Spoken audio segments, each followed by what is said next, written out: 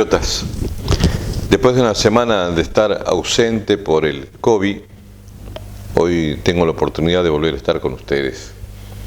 La verdad, pedirles que se cuiden, que las cifras que nos muestra el gobierno y también el gobierno departamental no son las verdaderas. Creo que están muy por debajo de la realidad. El contagio es múltiple, es masivo, y especialmente aquí en la ciudad de Santa Cruz se han olvidado definitivamente de usar el barbijo. La cuestión que existe una gran difusión de la pandemia. Por suerte no es mortal, pero sí te incomoda durante 4 o 5 días. Está muy rápida la infección. En los últimos 5 meses Santa Cruz ha vivido una etapa diferente a lo que han sido lo largo de los muchos años que tiene de vida productiva, de vida republicana, de vida activa, de vida productiva. Estos últimos 5 meses rompieron la paz y la tranquilidad de la otrora Santa Cruz altamente productiva, segura, convirtiéndose en una Santa Cruz altamente conflictuada, con una profunda inseguridad jurídica. Estos 5 meses que fueron una disputa y una pugna muy fuerte con el gobierno central, en el cual Santa Cruz logró arrancar, quiérase o no, una ley al Poder Legislativo y por lo menos hacer ver de que los resultados del 2024 se puedan utilizar para un cambio de carácter económico y para un cambio también político en el mapeo de lo que significa redibujar la formación de las circunscripciones para que se dé mayor valor a las ciudades que tienen la mayor presencia poblacional que las rurales, que ahora han disminuido hasta cerca de un 25%. La lluvia de procesos penales que han llegado para los líderes del Comité Interinstitucional son una aberración, son una estupidez, es una mala planificación, como todos los actos que viene desarrollando en estos 2 años de desgobierno, porque este no es un gobierno, este es un desgobierno totalmente descontrolado, sin planificación, sin políticas públicas, sin tener ningún resultado más allá de un gran esquema de publicidad que muestra mentiras y ninguna realidad. La verdad que es un absurdo que traten de imitar a la dictadura de Evo Morales al tratar de iniciar procesos en La Paz cuando el paro se realizó en Santa Cruz. Y un paro está protegido por la Constitución Política del Estado y por las leyes de la República. En ninguna parte está tipificado como delito. Nadie ha cometido absolutamente delito, más allá que los que cometieron delito fueron la gente del MAS que trató de asediar Santa Cruz, y el terror del Estado, que fue el abuso que cometió el mismo gobierno con sus acólitos y sus autoridades y sus 4 ministros de la muerte, los que generaron actos delictivos. Aquí fue una protesta pacífica, voluntaria, consciente. Así que del proceso penal que vengan de La Paz no tiene ningún tipo de coherencia. Y me parece muy interesante y además inteligente la decisión que se ha tomado de que ningún dirigente debe ir a La Paz a declarar, porque no se tiene nada que declarar en La Paz. La jurisdicción y la competencia radica en Santa Cruz. Y si hay un proceso en Santa Cruz, aquí veremos si tienen el valor de tener algún cruceño. Y como hemos visto que a lo largo de estos 2 meses ha desaparecido el fiscal de distrito, entonces vamos a darnos cuenta de que aquí no se van a animar a hacer absolutamente nada.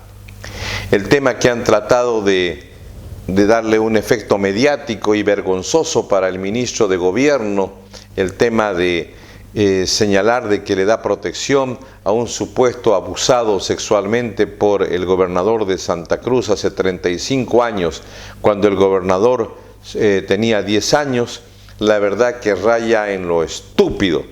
Yo creo que hay que ser un mentecato, la verdad hay que ser una persona de muy escasa formación.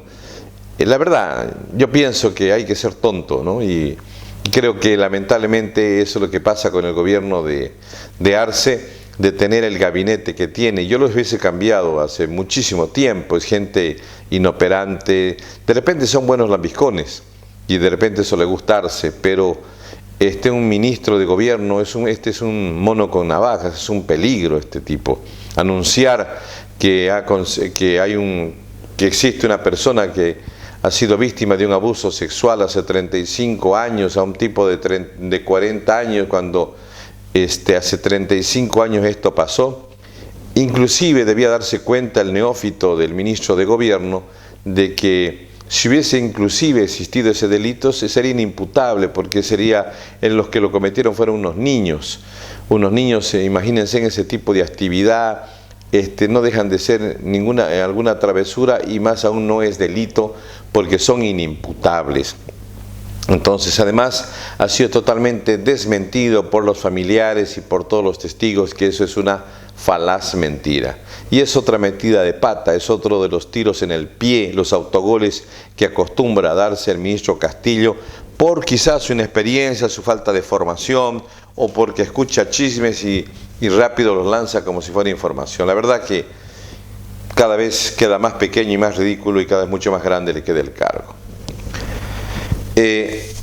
Lo que sí me preocupa es que los cruceños estamos encontrando una ausencia de paz.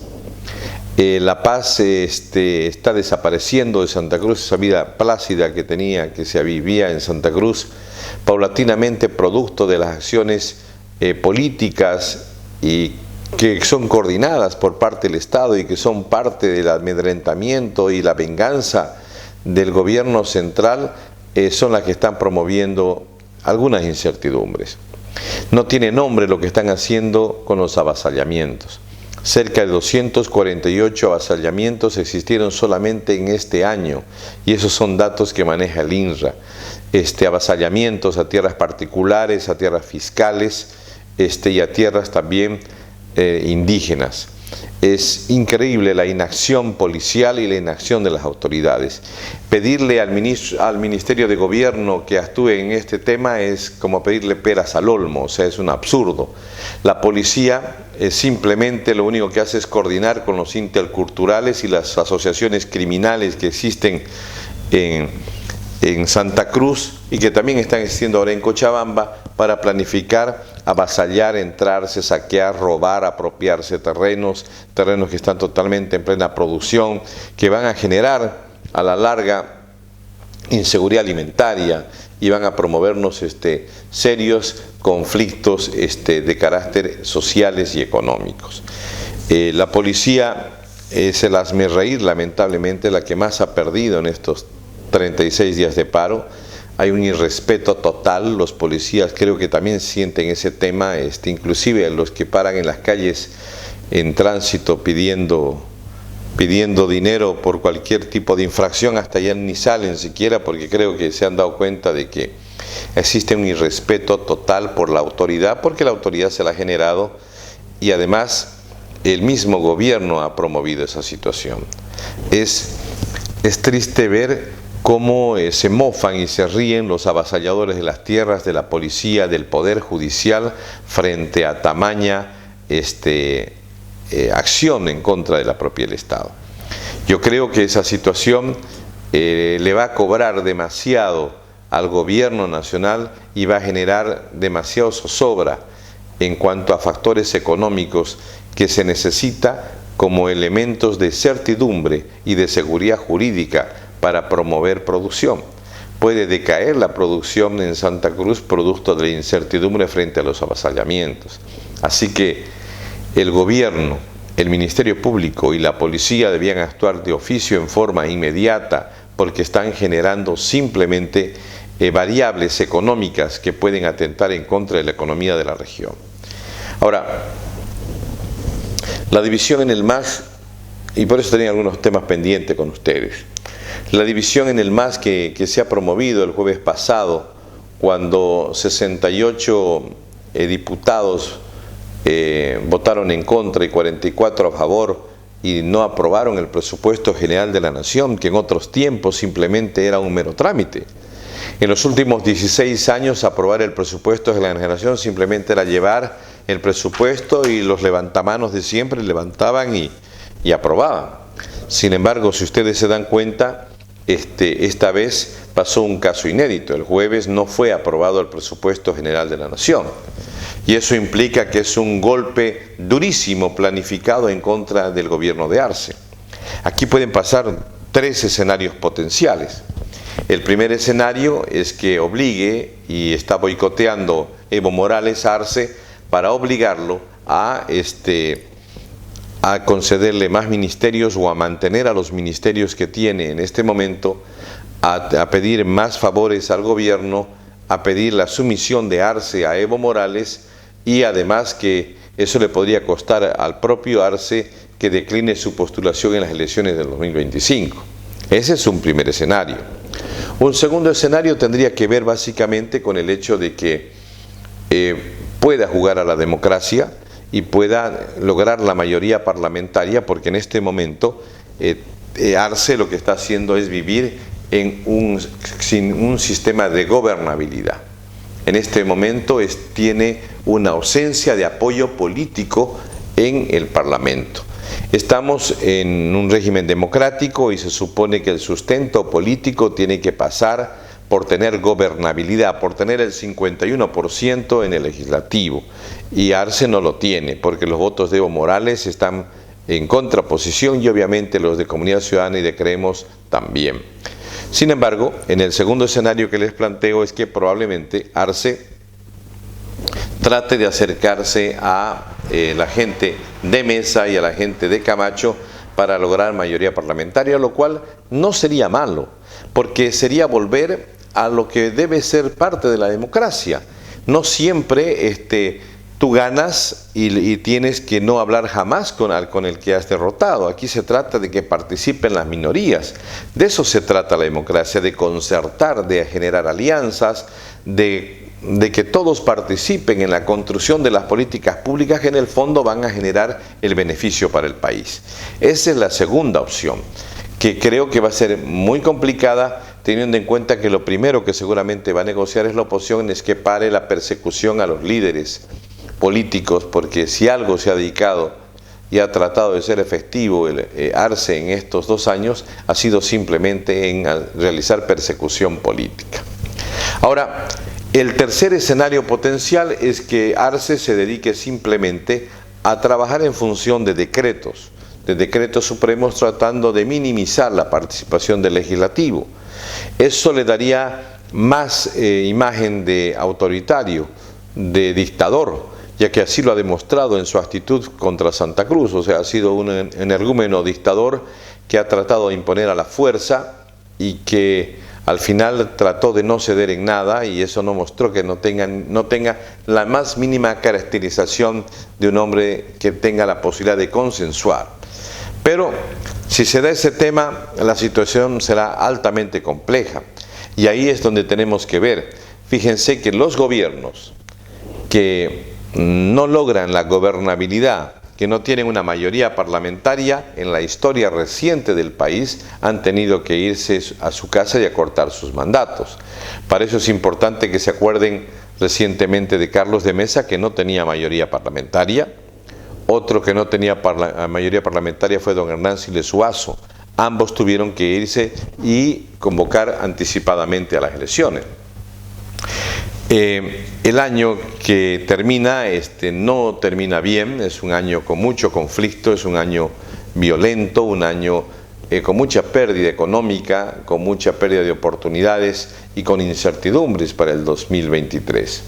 Sin embargo, creo que la debilidad del gobierno es buena en la medida que permita que las fuerzas democráticas puedan entrar en acción y que el poder legislativo, al no tener una mayoría, nadie en absoluto no tenga la posibilidad de imponerse sobre los demás y que se vean obligados a tratar de concertar, de negociar. En democracia, quien concerta más, quien tiende puentes es el que gana, y obviamente en beneficio de la población. Ahora, hay un tema que al final de todos, y es por el bien del país, es el hecho de que Lo ideal sería de que las fuerzas democráticas todas traten de unirse, por un lado, que al sector de Arce no se alíe con la gente de Evo Morales y que los radicales, los extremistas, los absurdos en cuanto a las imposturas queden fuera del escenario político nacional y por tanto se genere un acuerdo nacional. El año 2023 no va a ser un año bueno económicamente.